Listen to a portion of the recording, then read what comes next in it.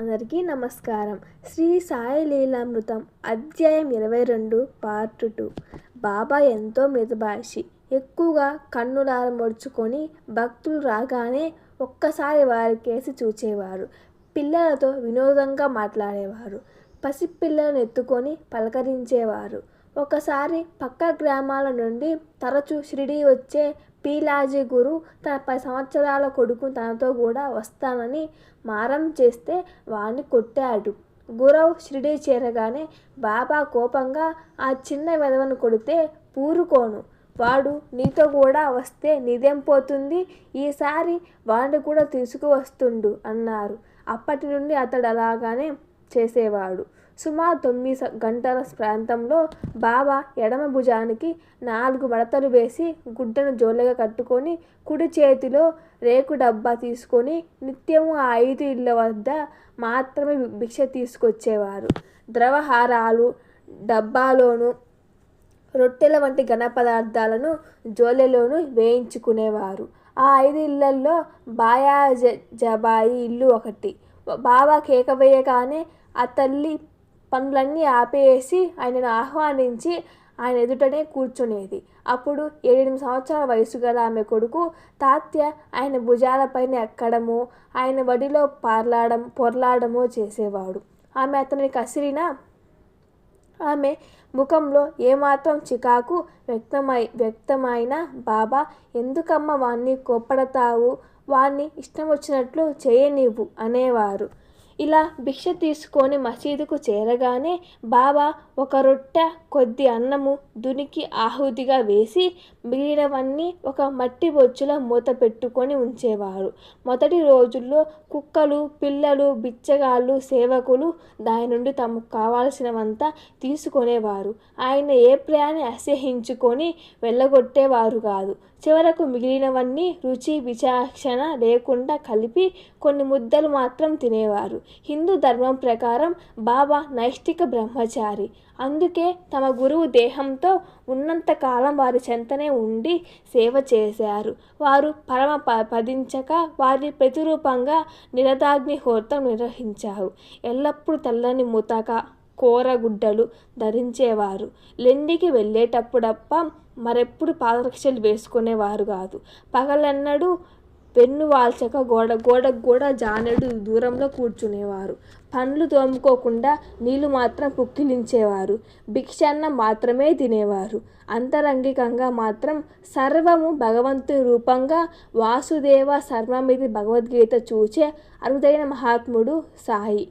అందుకే ఆయన ఏ ప్రాణిని అసహించుకోలేదు. ఆయన ఆదర్శ భిక్షువు. ఎవరిని భిక్ష కోసం పీడించలేదు. బాబా షిరిడీ చేరిన 2 సంవత్సరాలకు ఆ ప్రాంతంలో కరువు వచ్చింది. అప్పుడు ధనికులైన నందు తాత్యాల ఇండ్ల వద్ద మాత్రమే ఒక్కొక్క ఇంటి నుండి సగం రొట్టె మాత్రం తీసుకునేవారు సాయి. భిక్షకు వెళ్ళి వచ్చాక 9 గంటల ప్రాంతంలో బాబా పాదరక్షలు ధరించి లెండికి వెళ్ళి వచ్చేవారు. భక్తులు దారి పొడవునా ఆయనకు గొడుగు పట్టేవారు.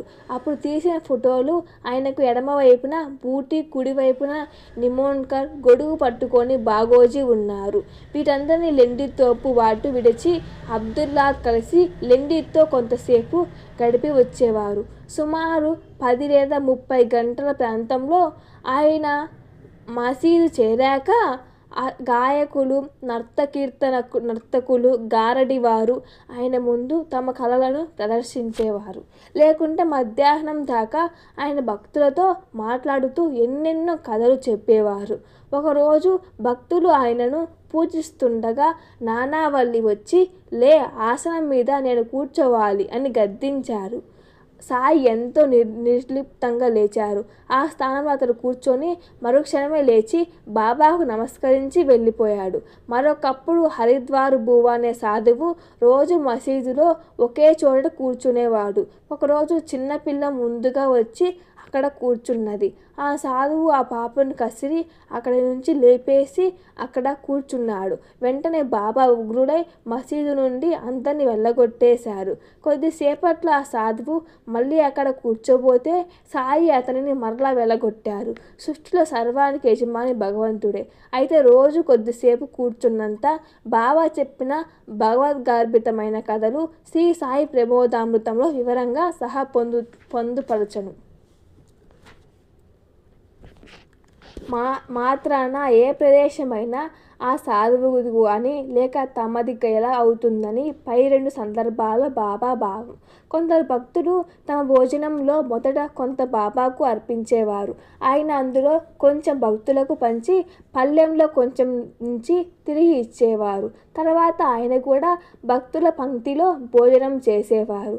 ఆయనను కుడి పక్కన తాత్య, రామచంద్ర పాటిల్, బాయాజీ పాటిల్, ఎడంవైపు బడే బాబా, శ్యామ, బూటి, కాకా దీక్షితులు కూర్చోగానే చుట్టూ తెరలు దించేవారు.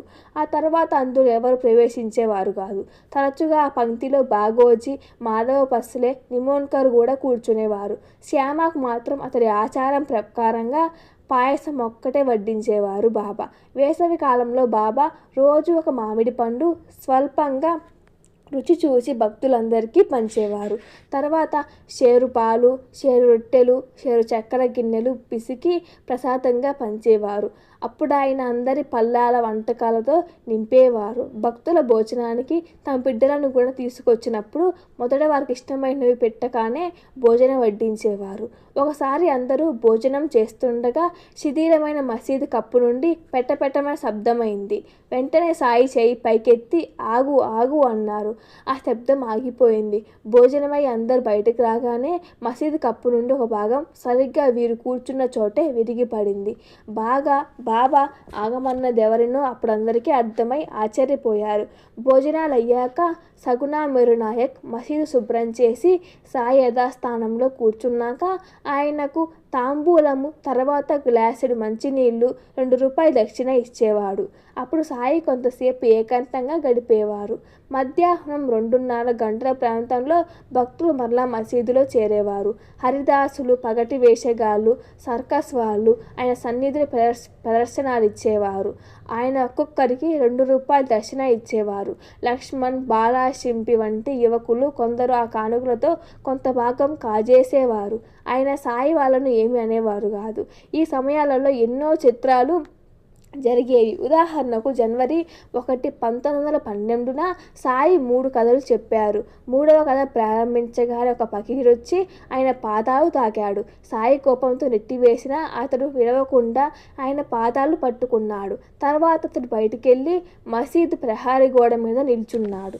ఆ కోపంతో సాయి ఆరతి సామాన్లు, నైవేద్యాలు బయట పారవేసి రామామారుతి అనేవాణ్ణి అమాంతంగా పైకెత్తేశారు. అతడికప్పుడు పైలోకానికి వెళ్ళినంత ఆనందం కలిగిందంట. అలాగే భాగ్య అనేవాణ్ణి మరో యువకుణ్ణి కొట్టారు.